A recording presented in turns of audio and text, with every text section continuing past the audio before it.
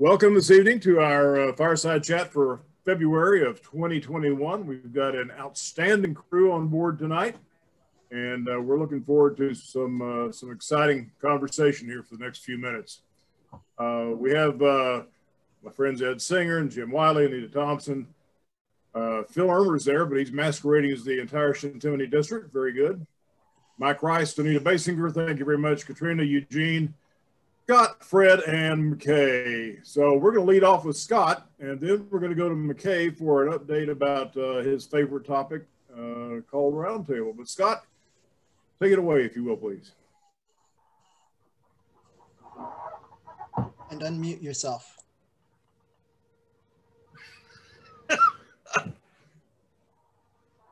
The catchwords for 2021. Yeah. Scott, we can't hear you. Yeah, okay, it helps if I unmute. I love it. I have quite a bit to report tonight to talk about. Just quite a few things, and I want to start with, as of March 1st, we're going to open camps back up. I just want to make sure that everybody understands we're going to make those available for units to go ahead and book. My suggestion is that any camping that you do, because I'm not real sure, I just don't know, it's so tough to decipher the state guidelines sometimes. I would suggest that if units are going to use our camp properties, that they use them for family camping. And you know, that means that if you go out and you're scheduled to use one of our camps, that you kind of keep your cohorts in family groups and utilize it that way. But again, you can start booking now, but we're going to make that available come the 1st of March and make those camps available. So I believe Cascade Pacific Council is doing the same thing, moving in that direction as well. So just wanted to let everybody know that. Also want to let everybody know that staff interviews are coming up. We're currently in the process of getting our leadership on board for Malacca for this coming summer. We've got some changes that are happening with the leadership of Camp Malacca, but we will get good leadership on board. I say good, assuming I am not going to have to do it myself. I haven't ruled that out yet, but I'd hate to see the quality of leadership go down like that. So we're trying to find that leadership, get that in place. But staff interviews for Camp Baker are going to be scheduled to happen on February 27th. So we're going to do those virtually, which means what we want you to do is, if you're interested, you have a youth that's interested, you're interested as an adult at working at Camp Baker, we ask you to contact Sherry Haywood, and Rob is going to put in the chat her contact information. Again, we just ask you to contact her, and she will set up a time for the youth or the candidates interviews, and just schedule that throughout the day and do those virtually. So that's coming up. We are moving forward with our summer camps, planning on having summer camp. We'll see how things progress. Danita, you had your hand up and you're muted, so. Yes. No, you're muted.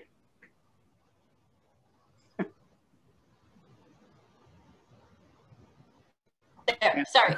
Will there be some sort of a posting that we can share with our units and crews about staffing at Camp Baker? I will ask Sherry to put that out. Okay.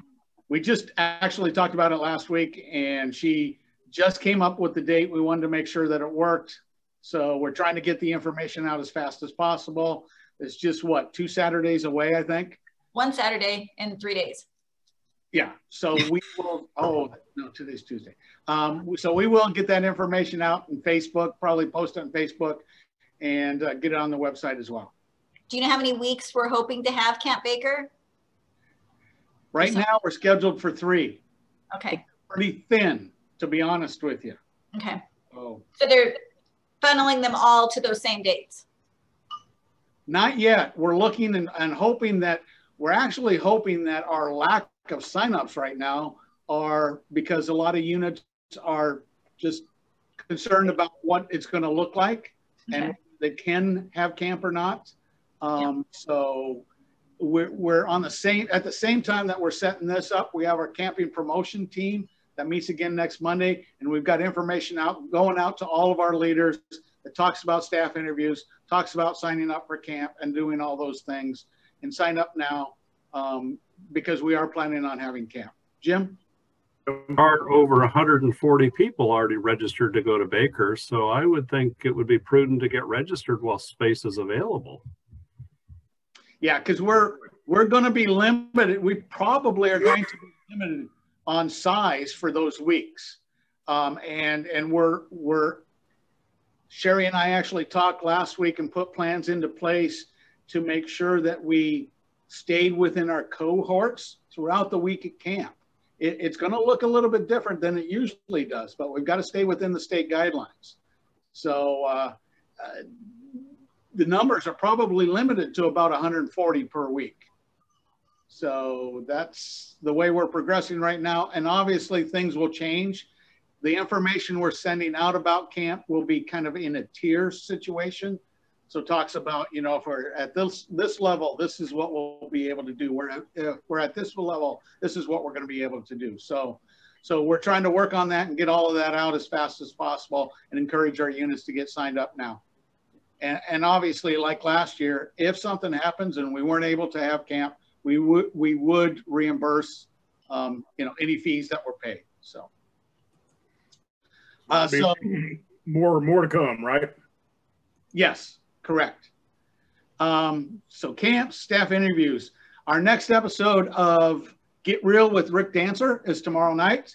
We're primarily talking about females in the scouting program. We have some youth from our venture crews. We have some Scouts BSA youth, and we've got a couple of leaders that work in different areas just to talk about females in the scouting program and kind of what, you know, want to hear what they want to have to say, or what they have to say about scouting and girls in scouting and what their feelings are about it. So I'm looking forward to that. I think Rick does a great job working with us and helping us get our message across, which is really scouting's a lot of fun. That's the message we're trying to get across.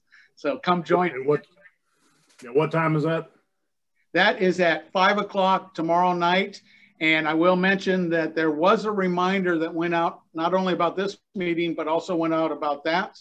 And later this evening, we will have, before Rob probably leaves the office, we will have it up on Facebook and on our website as well.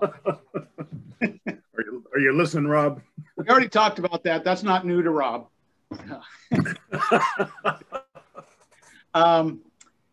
Want to mention the Scout Hike Video Challenge. If you haven't seen that, we know some units are out there. We already have one unit that was up in the Silver Falls area, I think, and did a video that they're hoping to, I think, are going to turn into us. But we're asking units when they're out and scouting to take a video of that, what they're doing, and send that in to us, and then.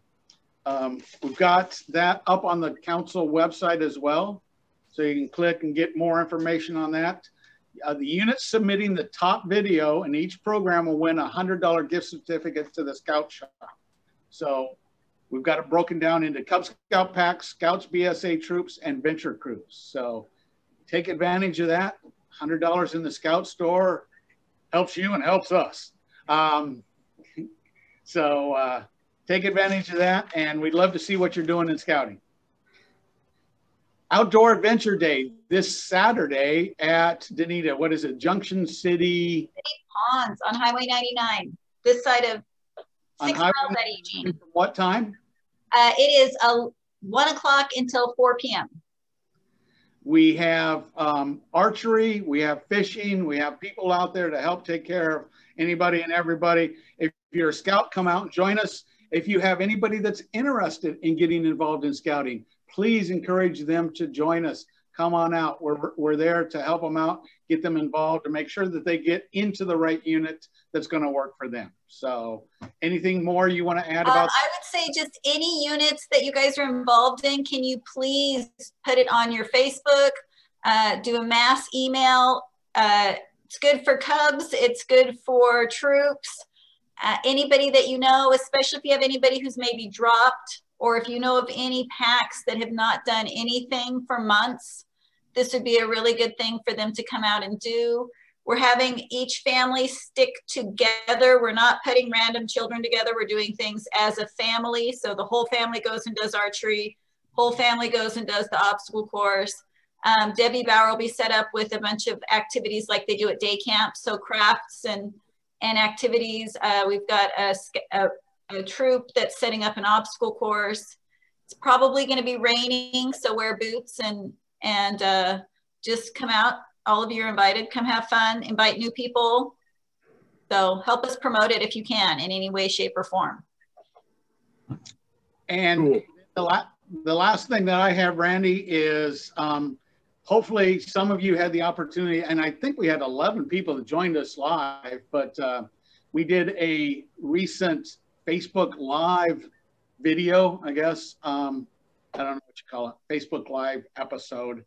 And it was recognition of, we actually were pulling the Amazon gift cards for our top salespeople for our candy and meat stick sales from this fall. So Tony and some guy that looks like he's put on a lot of weight since this COVID hit. We're on that video and pulling names, and then we got that information out. So it was fun. It was fun to do. And we're getting ready to get those gift cards out to everybody that earned those. And we had some great people, some great salesmen that did a great job getting out there last fall. So that, and we do have candy and meat stick sales coming up. So get your orders in now, units that are interested in doing that fundraiser this spring. I think, Randy, I think I'm done. Thank you, Scott. I appreciate it. Yeah, you and Tony look so natural doing that drawing. I was just amazed at the Savoie Fair. You know, it was just amazing. Thank you very much, Scott. You and Tony. McKay Lindsay is with us tonight. McKay has a unique position in the Oregon Trail Council, and you want to tell us all about it there, McKay? Absolutely. You know, we're looking forward to all of our scouts being able to get back together, start meeting in person, going camping in person.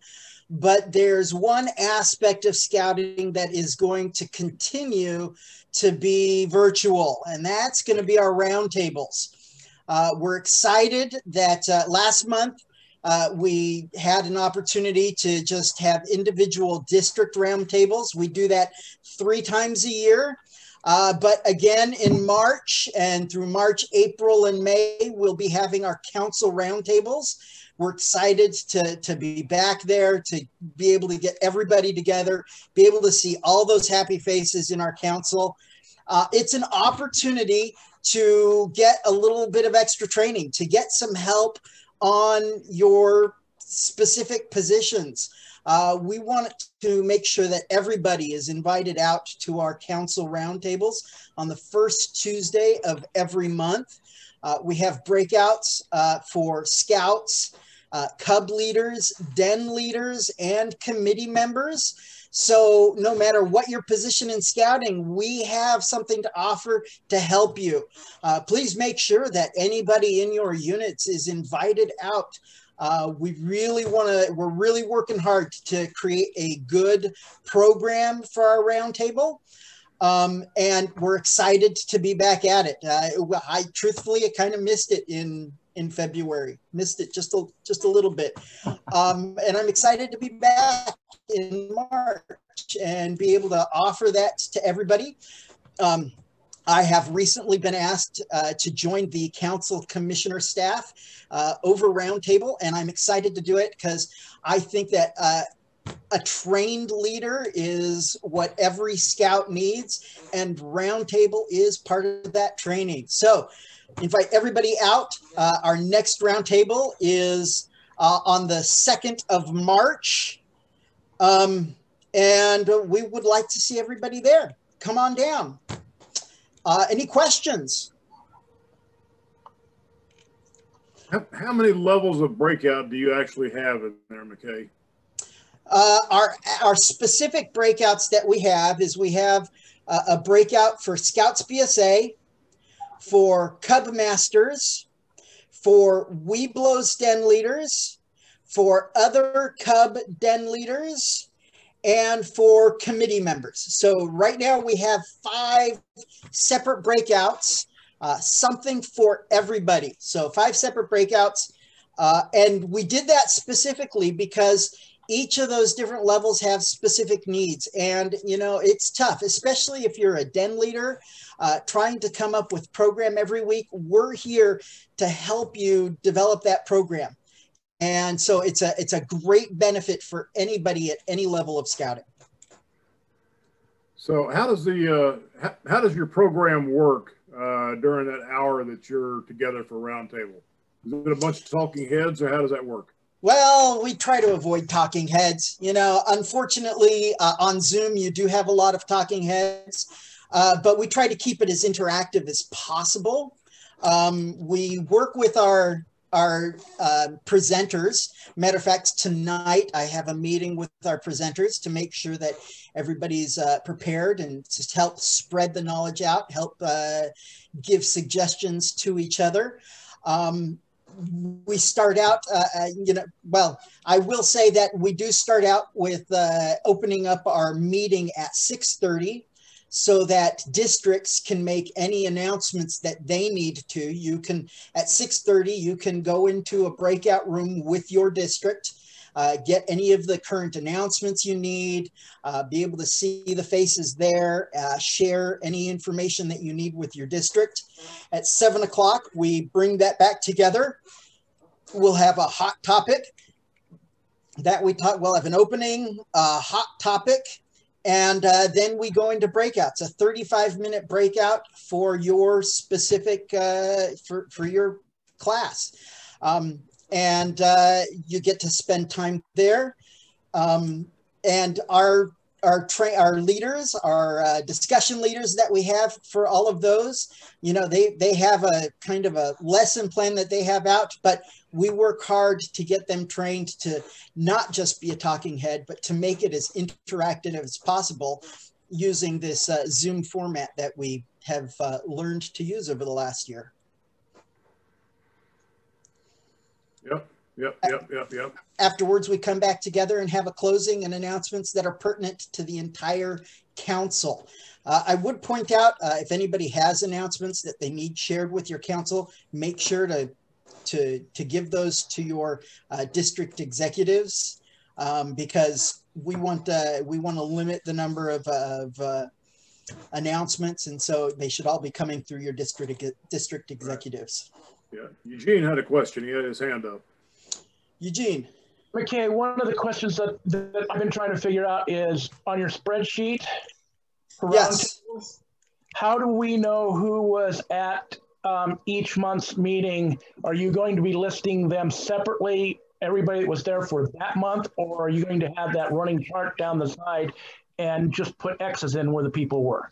That's a good question, and this is specifically for district commissioner staff who want to record their meetings. What it is that running thing that you have on the side. We'll have everybody listed out there. It's a tool for us to see who's coming out, who's not, month to month. If they were there that month, you will see what breakout they attended during that month. So it will list out which breakout. If there's no breakout listed in that column for that month, that means they did not attend. Okay, thank you. All right. Any other questions or comments about the roundtable? McKay and the team have really gelled and brought that together. You've got representation from every district, and what I have seen so far is a very good operation. I think it's a platinum standard. Other council commissioners are paying attention to what you guys are doing. Scott, you had a question. I was just going to echo that. I think as I look at it, that our roundtable is so much better for those unit leaders than we've ever had. Because now we've got experts from around the council, whereas before we just struggled with the numbers to try to find people to, change up and keep topics that were of interest to those unit leaders. So I think, having more focused breakouts specific to those positions and having people from all over the council involved in that process has been great for Roundtable. So great job for you and the whole staff, McKay. Appreciate it. Thank you. I'll pass on the message to them. Yeah, it's coming along quite nicely, I think. Scott, I wanted to mention one other topic, and that's the diversity and inclusion efforts that we've been struggling toward for some months. We had a conversation, Jim, you were part of that conversation back in the early summer, I think, as we were talking about how do we begin bringing more inclusive behavior into the Oregon Trail Council. There's been some more interest here lately, not just the merit badge, but which is kind of a check off, but in fact, how do we bring more diversity training and inclusion into the Oregon Trail Council? And Scott, did you want to share just a little bit about what you and Jamie talked about, or Damien rather? Yeah, I would just mention Damien emailed me recently and wanted to know if we still wanted to do a training. We are looking at doing a training and getting that information out. We are going to work through the training team, the council training team, to do that. We're actually giving, Damon requested some time at the next board meeting to talk about diversity, equity, inclusion, and we want to do that. But one of the things that we talked about as a council, and I talked a little bit with Dave Ragsdale, our council advancement chairman today, is having, the issue I have, one of the things that Dave talked about is the fact that safety was a merit badge at one point, but now you kind of incorporate safety into so many of the merit badges. And that's how we address things. And we talked about diversity, equity, and inclusion and thinking, well, it needs to be a topic that we continue to have rather than maybe a merit badge that we all take, sign off on, and kind of forget about after we've done that. So we're looking at some different merit badges and how we might be able to incorporate just questions, topics of conversation, so that when a merit badge counselor is having a conversation with a youth that's working on that merit badge, we talk about, okay, a sample question. I think Randy was the one that came up with this, and it's great. So you're talking about archery merit badge. And maybe we say to the youth, okay,